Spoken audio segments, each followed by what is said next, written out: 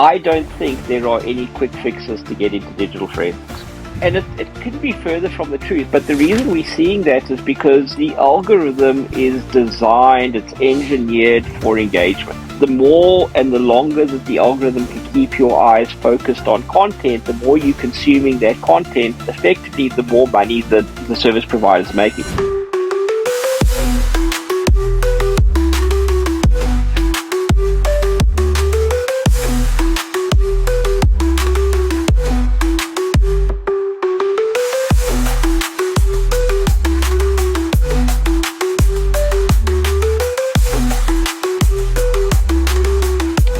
Ladies and gentlemen, boys and girls, cyber heroes and cyber fans, welcome to another episode. Today's guest is a legend in the world of digital forensics and cybercrime investigation.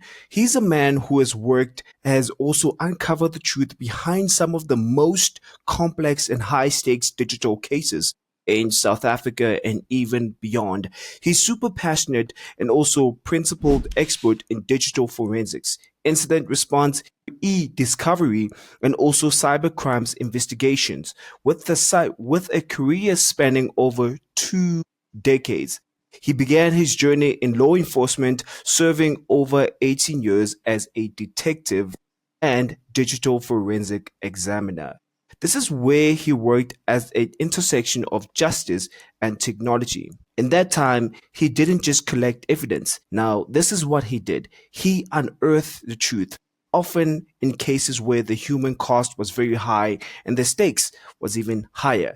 Now, in the private sector, this main man himself has continued to make a huge impact on even a broader operational scale, bringing his deep expertise into the world of the corporate world as well, and even protecting organizations and responding to incidents, helping them recover from devastating breaches. But what also sets this individual apart is not what he knows, it's what he shares. He's a mentor, a teacher, a builder of future forensics. He's also a respected academic researcher and published author, constantly contributing to the evolution of digital forensics, science, and cybercrime in South Africa and globally. He doesn't just solve problems, he builds people. He builds systems. He builds truth-seeking professionals who understand the gravity and responsibility of the work we do in cybersecurity. Ladies and gentlemen, boys and girls, cyber heroes and cyber fans, please help me welcome Jason Jordaan. Mr. Jason, welcome to the show. Hey, Mr. Fingers, after that, all I can give you is a big hearts up for that intro. That was really, really awesome. Thank you so very much for that. Yeah, it's great to be here. I mean, it was great to have an initial chat with you at B-Sides in Joburg a few weekends ago. So yeah, I'm looking forward to it. 100%, man. And thank you so much again. So I want you to take us back early to the days where you basically were joined into the law enforcement. Eventually, how were you introduced to digital forensics? So it's kind of an interesting story. So I was a kid growing up in the 80s. Obviously, South Africa was still kind of, well, I won't say it was in the throes of apartheid, but it was, it was really starting to kind of, fall away. And, I've always been fascinated by computers. I mean, I am still a geek and a nerd. I mean, there's no way of kind of getting beyond that. And, I kind of fell in love with personal computers. My first computer was a Sinclair ZX81. And, if you wanted to play games on it, you used to have to go buy a magazine from the local corner cafe that had all the code in it, and you would literally type the code in to play the game. And, and that's how we did things. And, I was really quite keen on computers. I wanted to go study computers, but, unfortunately, when I left school in 1989, my mom just simply didn't have the money to send me to university and things along those lines. So I sort of entered the working world. I did study part-time through a technical college doing electronics engineering. It wasn't quite really what I wanted to do. And I kind of stopped that. And of course, when I stopped that, it was still the nasty days of getting the brown envelope from government saying you've been called up to the army. And to be very honest, I suck at marching. this is not something I could do. And I was quite devastated. And a friend of mine, I was actually working at a waiter at the local Spur at the time, and one of my regular customers was actually a police detective. And he turned around and said, "Well, hey, Jason, like you really want to go to university and things along those lines. Have you ever considered studying through uni? And if that's the case, you can, go join the police to do your national service. And then, instead of the 2 years that you do in the army, you go do 4 years." So I thought, well, okay, this isn't such a bad idea. I've got to go do it anyway. And, being a police officer, I'm not going to be like going to the border and going to war and things along those lines. And, I'd always kind of had this, I almost want to say like knight in shining armor complex where I was quite happy to help other people out throughout my, my youth. So I ended up joining the police. It wasn't something that I chose to do. It was just something that kind of fate brought along. And the kind of interesting thing is when I joined the police, when I was actually at police college in Pretoria, which in itself was an eye-opening experience. I mean, I come from the Eastern Cape, which is very English. Afrikaans is hardly spoken in East London, and I was sort of thrust into this heavy Afrikaans-dominated world. It's a real eye opener for me. But when I was actually at police college, I actually found out I had a real knack for the law and for doing investigations, and so much so that I was actually recruited directly out of police college into the police's commercial branch. So this was essentially an elite specialized police unit that was involved in doing white collar crime investigations and things like that. So I thought, well, this is not a bad idea. It's I can serve out my 4 years and do my university studies. And unfortunately, the year that I joined, the police changed their policy on studies, which unfortunately meant you could study, but you weren't allowed to study anything except police qualifications. I ended up studying a police degree, and that sort of allowed me to get promoted through the ranks essentially. But what was kind of interesting is that working in the commercial branch, because I was a guy that was good with computers, like I said, I was kind of the nerd. Whenever cases came into our unit that might look like they had something to do with computers, whether it be like a stolen check was Yeah. printed out on a dot matrix printer, my commander at the time would basically say, "Hey, Jason, like you that computer nerdy geek guy, like you need to do this investigation because we don't even know how to type, let alone use computers." So that's how I started investigating computers. Now, at that stage, I mean, this was like the beginning of the 1990s. Digital forensics wasn't even a thing. There were a few places around the world, like for example, in the FBI and Scotland Yard, that were doing sort of more formal computer forensic stuff, but it was an incredibly small minority in the world. So literally starting at that almost like entry level, I got into investigating with computers. And obviously, the internet was still very much in its infancy in those days. We started to reach out to, through listservs and bulletin boards. We would reach out to police officers in other countries. And that's effectively how we started learning. So for me, it wasn't a choice of going into digital forensics. It's just I was able to sort of combine my passion for computers with this love that I developed for the law and investigation. So being at the ground level in digital, or in that stage, calling it computer forensics, and being at that ground level of kind of growing with digital forensics as the discipline evolved. So I suppose in the more correct terms, I'm an old fart that's been doing it for a long time, but I still love it, and I've got no intention of stopping doing what I do because I really really love it. And you actually served 18 years as a detective as well while you were in the law enforcement. Yeah, so let me just see. So I left government service in 2014. So that was, Yeah. I think, 24 years in total. So there was a period that I served in the police service, in the commercial branch, and then in 1998, I was actually transferred from the police to the special investigating units. This was a unit that had actually been set up by President Mandela to look at large scale corruption in South Africa. And I was essentially headhunted by the then head of the unit, Judge Willem Heath, to actually come and join the unit to essentially provide digital forensic support to them. And I stayed there for almost 17 years, essentially, before I left.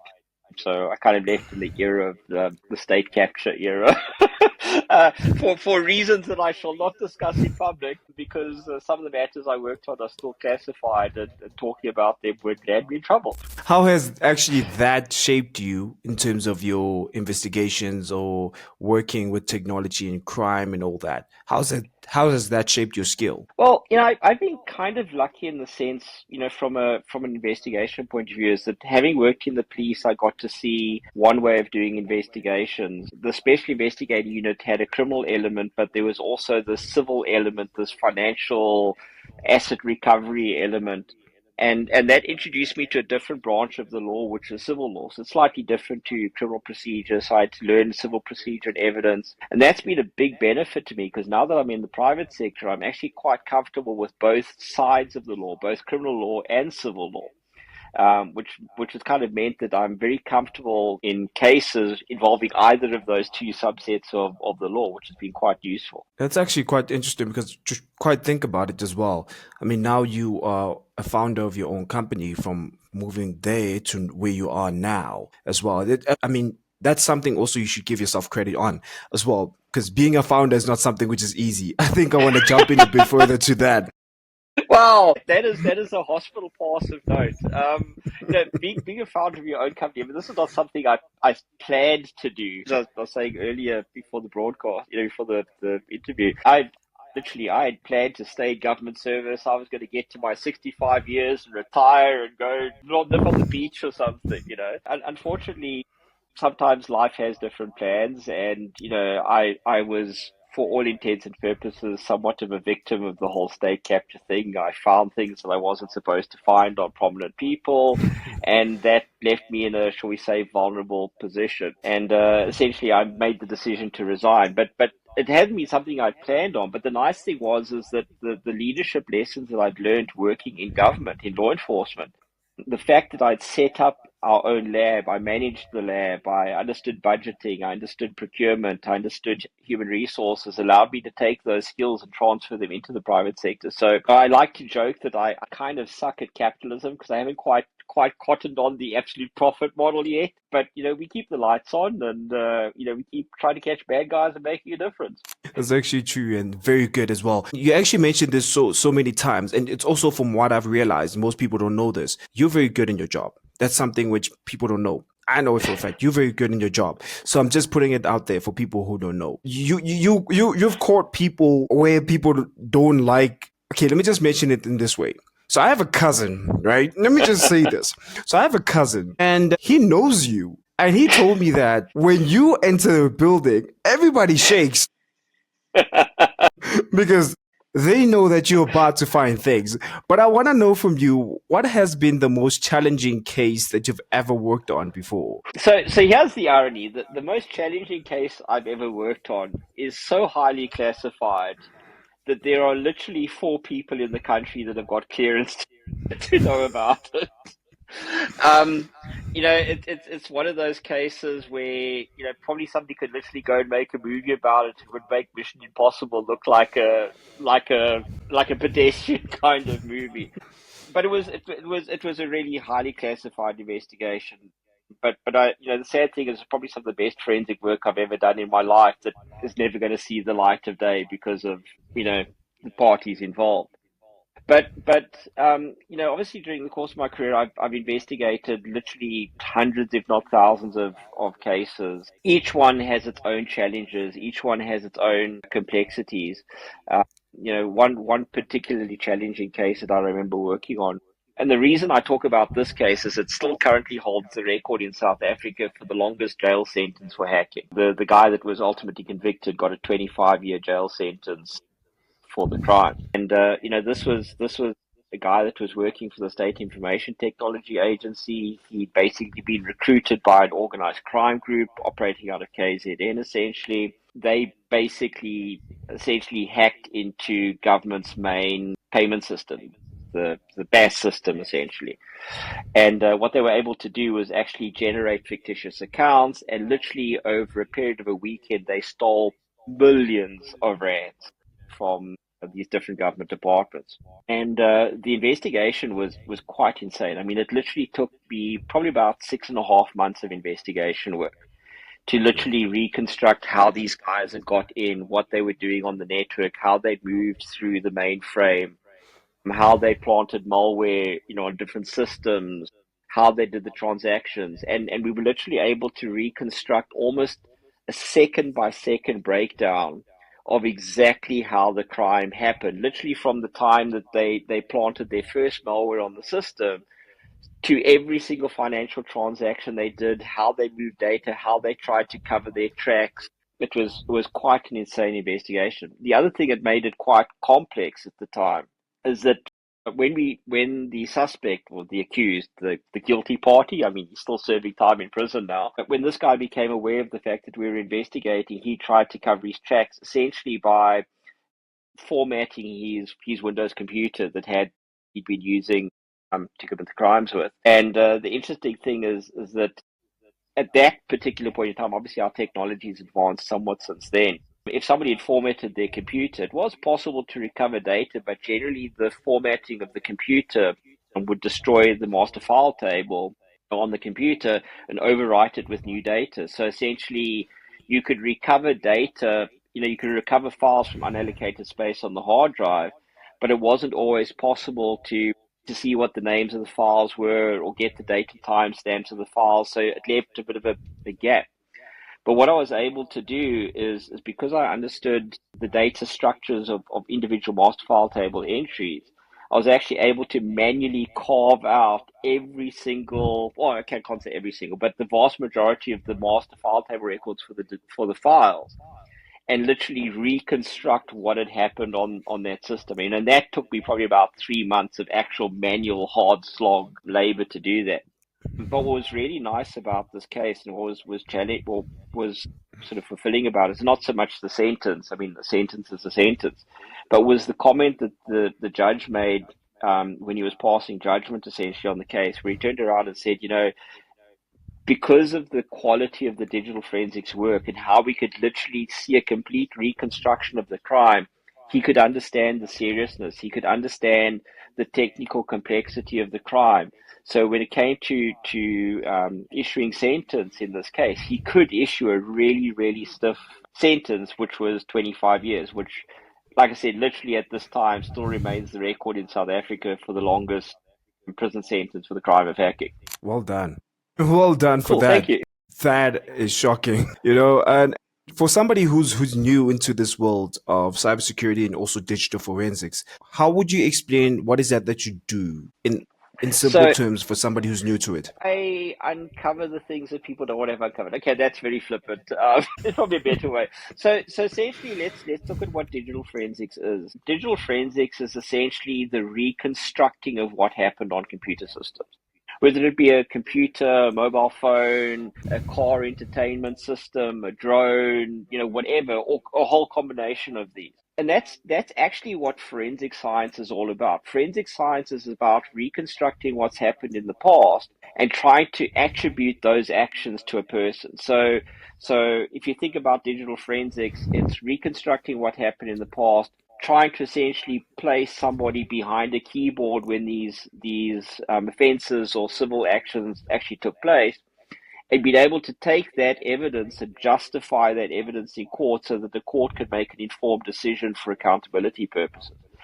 So that's kind of what I do in a nutshell. And where I like to joke, it's like I do CSI without the dead bodies, essentially, which is probably a good thing because I'm not really good with blood, which is kind of ironic, seeing as I also cross-trained as a medic when I was younger. So I've dealt with blood, but I just can't deal with my own blood and things like that. It's just kind of gross. Now, how has the field changed over the last decade since you've been around, especially with the rise of cloud, mobile, and also right now, I mean, just remote work? How has that changed for you, and So how has so it so made your let's life simple? it certainly hasn't made my life simple. It's made my life a lot harder. But let's talk about how it's changed. So probably the biggest change is the data volumes that we deal with. If you go back 10 years, which is quite feasible, a person might have one computer and one cell phone. There was no cloud. There wasn't massive data arrays. There was all these things. I'm sitting in my hotel room here in Riyadh in Saudi Arabia, and just in my backpack, I've got about 20 terabytes of storage space. I've got two laptops, and then if I power on my laptop and I connect to all the different cloud sources that I've got another 72 terabytes of data available to me. 10 years ago, the idea of doing forensic investigation on almost like 120 terabytes of data for one person would be kind of insane. So the data volumes have increased exponentially. The other thing that's obviously changed is the rise of new technology. So, the adoption of cloud systems, whether it be, infrastructure as a service or platform as a service or software as a service, that's changed the way we do our investigations.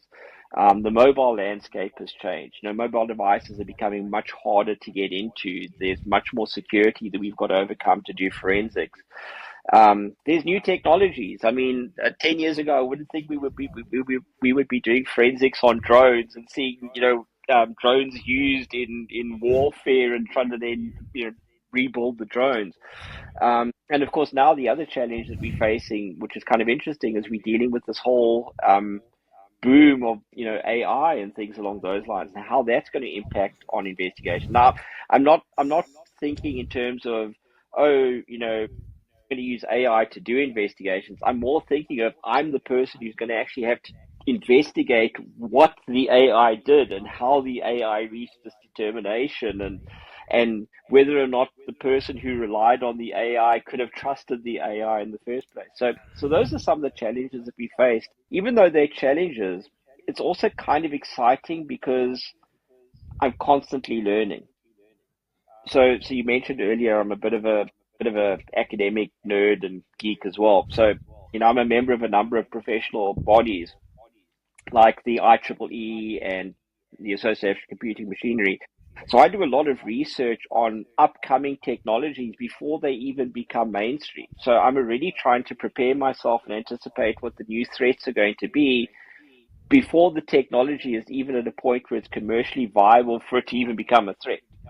So, I think that's really important as a forensic scientist, is you can't be reactionary. You can't wait for things to happen. You've literally got to cast your mind ahead and forecast what's coming down the drag by understanding the new technology. So, while everybody's been going on this AI bandwagon, um, I've been studying AI for like literally the last 15 years, essentially, because we knew that this was coming down. I mean, an area that I'm currently involved with, for example, is space cybersecurity. So I've been involved with the IEEE, so it's the Institute for Electrical and Electronic Engineers internationally, developing the space cybersecurity standards, because we know that space, we're seeing the commercialization of it, and we're seeing a lot of security aspects coming on there. I'm positioning myself to look at, how do I do forensics in space, essentially. We can't do it yet, but we're going to be able to do it at some point, and I want to be there on the forefront. Nice. And there's a topic that you actually also spoke about in I think in B sides, right? And you spoke mostly about algorithm, right? How AI Mm. system mostly, especially on social media, it studies your algorithm. I think let's talk more about that. There's something which was quite interesting that you mentioned, which I've also done research. I love doing research as well. So, which I've noticed, most people don't notice that TikTok, the reason why. So, I just have this theory that TikTok, the reason why it's called TikTok, because the clock moves on TikTok, and the whole point is to Yeah. keep you there, right? And as you mentioned also in your talk, which is something which I already knew, but you also elaborated pretty well, that in most countries, like for example, your China, your Japan, all these countries, that the algorithm is actually more controlled on the educational part of things, where they want to make their people much more smarter and brighter. So Yeah. they want to be ahead of everything. But where in other countries where the algorithm is much more controlled, where they know that we need to make sure that we dumb them a bit down. Mm. We don't want to make them too smart. But let's talk more about the algorithm. How, from obviously your research and how you understood it, getting from that talk, break it down for us right there. The stage is all yours. So if you think about it, I mean, it really comes down to how we perceive the world, and whether or not what we perceive the world to be is actually a true reflection of the world. So I'll use a classic example. If you go onto X. I still can't quite get to calling it X. For me, it's Twitter still. But if you go onto X, for example, and you go and look at the current discourse of what's going on in South Africa, you would be absolutely convinced that we were literally at each other's throats, and we were like, like civil war kind of thing. And it couldn't be further from the truth. But the reason we're seeing that is because the algorithm is designed, it's engineered for engagement. The more and the longer that the algorithm can keep your eyes focused on content, the more you're consuming that content, effectively, the more money that the service providers are making. It is all about money. I know it's a horrible way to look at it. It sounds very mercenary, but the longer you stay engaged, the more money you potentially make for the advertisers and the powers that be. And unfortunately, the problem with humanity is that we tend to like sort of misery and suffering. So we tend to click on the things that are stupid or useless, or those kind of things, and we end up wasting a ton of time.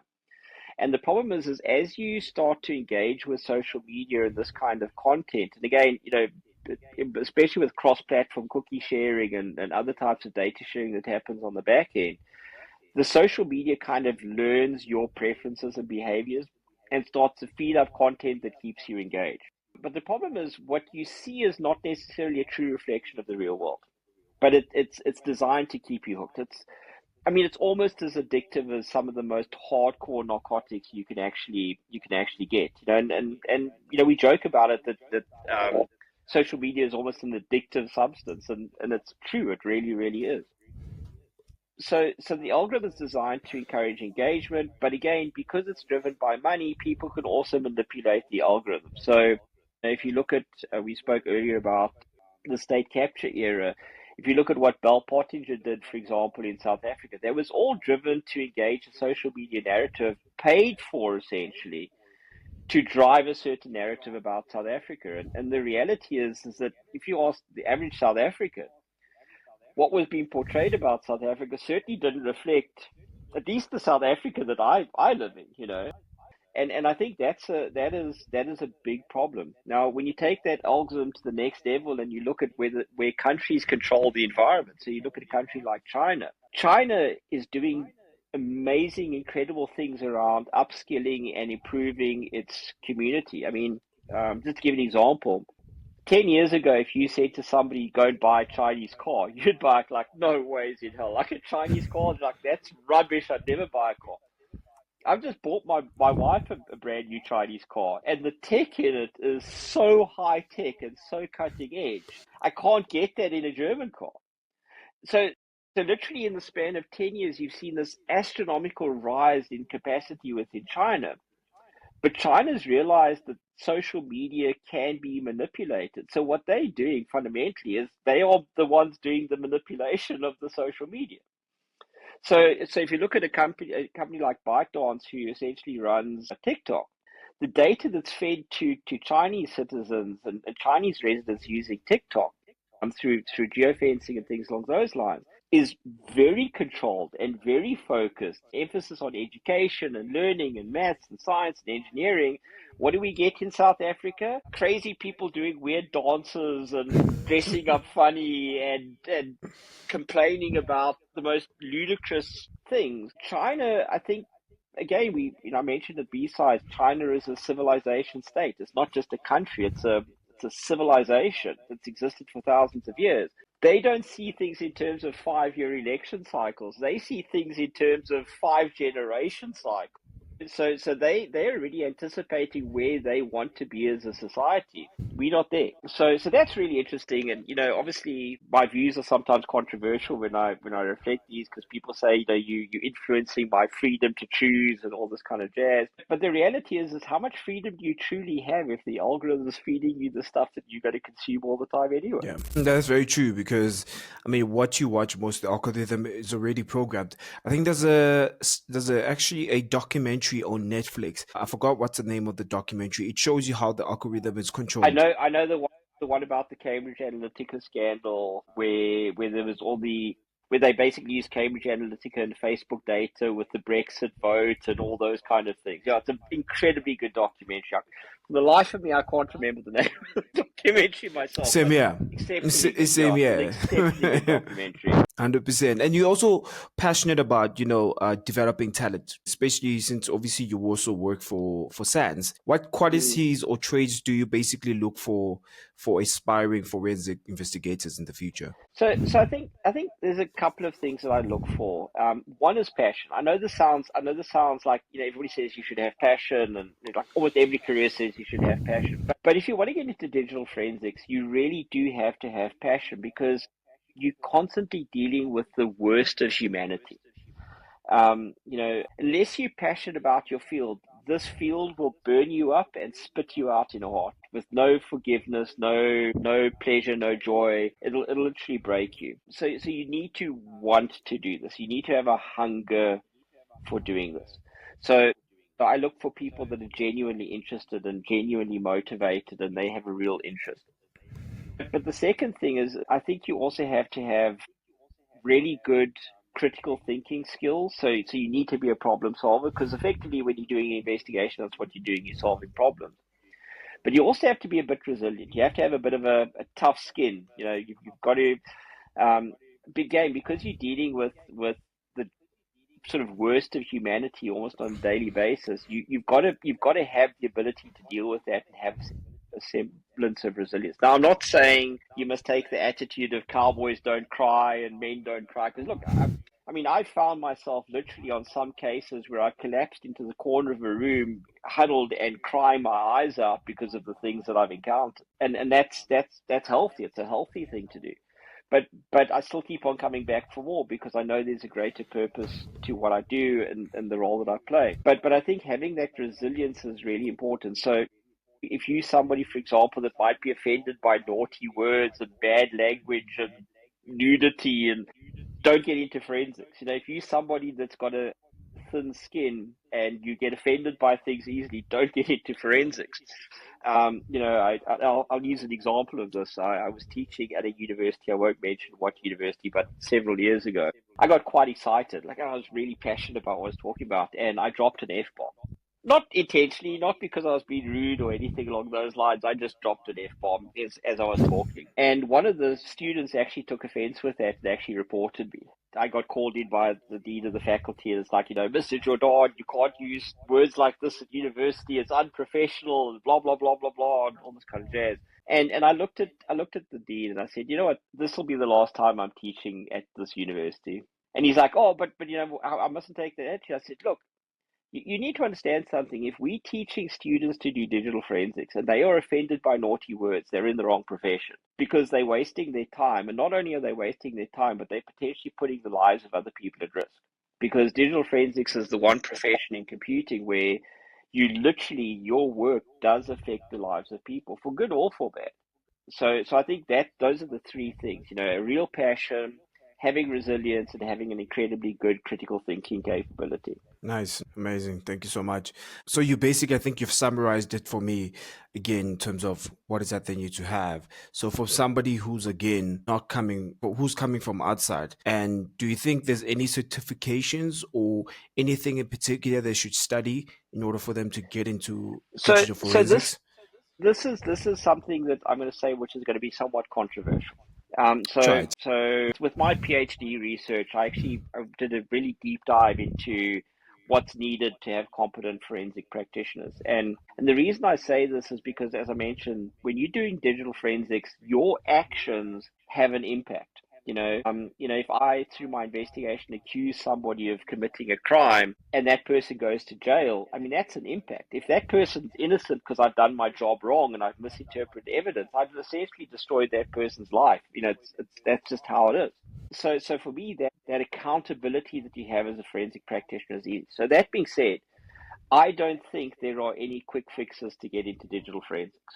I often have youngsters coming up to me and saying, "Hey, Jason, can we do this certification, and I can then do digital forensics?" And the honest answer is probably not. Um, you know, I'll use SANS certification. SANS has some of the most amazing training and certifications on the planet. I wouldn't be teaching for them if they didn't. But if you want to be a fully competent digital forensics practitioner, you're going to have to do multiple training programs to get there. There's not just a quick fix. So I always love this, the memes of the guy on the staircase. He's tried to climb from the bottom stair to the top stair and miss up all the stairs in between. I think what people need to realize is that digital forensics is not actually an entry level field. It's not an entry level profession. It's a very specialized profession. But it doesn't mean that people shouldn't aspire to it and do work that actually helps get them into the field. So, classic example, I want to get into digital forensics.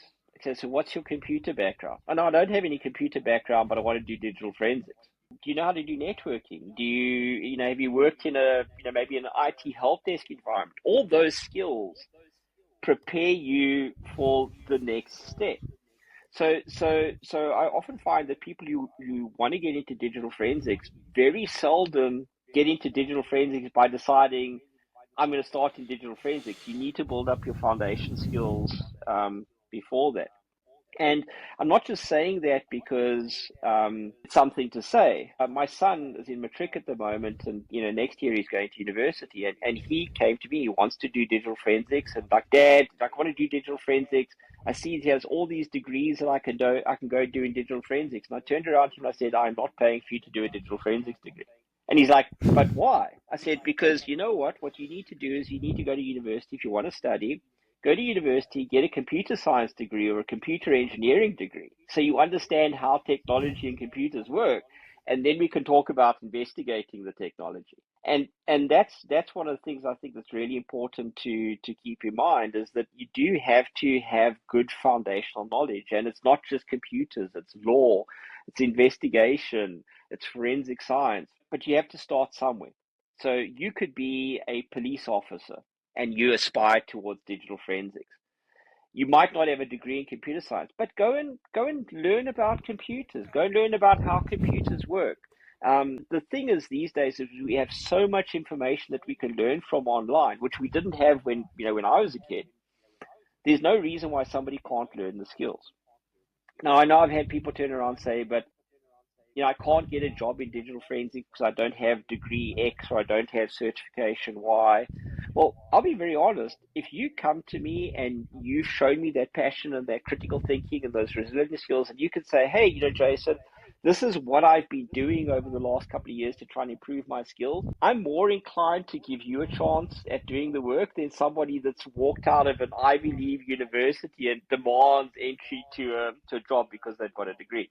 But that being said, if you want to really hit the high echelons of digital forensics, you probably do need to get one or more degrees in the process. And I know people laugh at this. I kind of collect degrees like Smarties because I've got several of them.